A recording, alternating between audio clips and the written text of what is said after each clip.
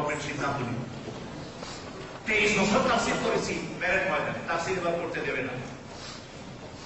চট্টগ্রামের মুসলমানেরা, শহরের মুসলমানেরা শবে বরাতে মসজিদে পুরো মানুষ 2-4 জন প্রত্যেক মসজিদে থাকতে পারে, কিন্তু অধিকাংশ মুসলমান ছিল সারা রাত রাস্তায়, এক হাতে কোরআন আর এক হাতে কাপড়ের কাপড়, সেই হয়ে যাবো তবু তাফসীর বন্ধ হতে দেব না।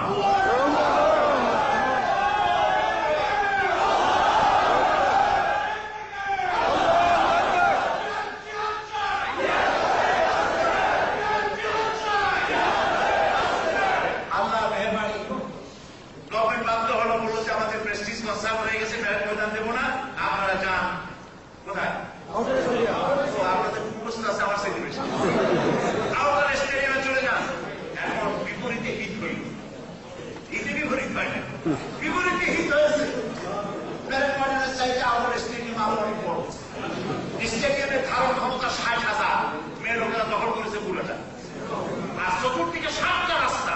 শেষ দিনে রাত 10টার মধ্যে গোটা শহর ডেভেলপ হয়ে গেল।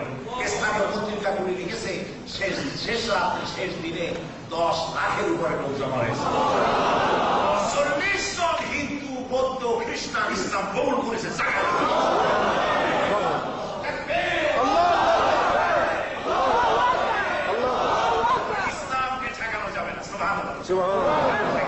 যারা ভাড়া দিতে চান মিডিয়ার মাধ্যমে, পত্রিকার মাধ্যমে সব ভালো ভালো কথা খুঁড়িয়া যে সব কথা কইলে একটু গন্ডগোল বাঁধে, ওই সব কথা নেই। অনেকগুলি ছবি নেয়, যে ছবিটা বৃত্তি দিয়ে থাকে আল্লাহ রহম করে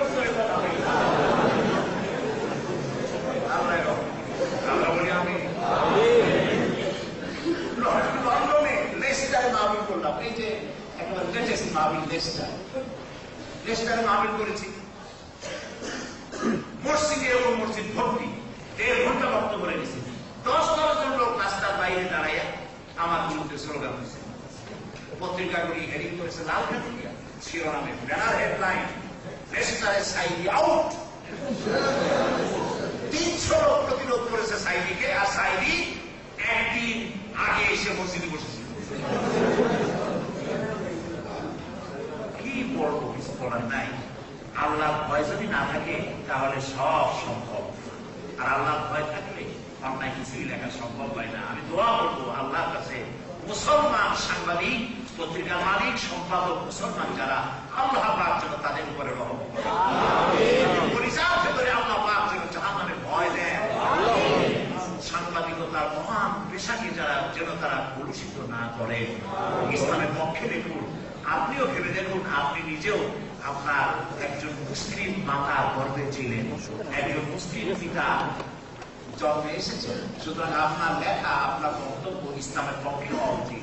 পত্রিকাটা বাইর করলেই সব প্রত্যেক দিন, প্রতি সপ্তাহে আরবের বিরুদ্ধে, মুসলমানের বিরুদ্ধে, ইসলামের বিরুদ্ধে লিখতেই হবে। তাহলে তুমি আর খ্রিস্টান আর ইহুদিদের মধ্যে পার্থক্য রইল। আমি এই জন্য দোয়া করবো আপনার কাছে, কোনো দোয়া করবো না, আমার নবী আমাকে বদয়া শিখার নাই। আমরা দোয়া করবো আল্লাহ পাক আমাদের সাংবাদিক ভাইয়েরা তাদের মহান এই পেশাকে যেন মহান পেশা হিসাবে গ্রহণ করতে পারে, প্রতিশোধের পেশা হিসাবে যেন তারা না নেয়।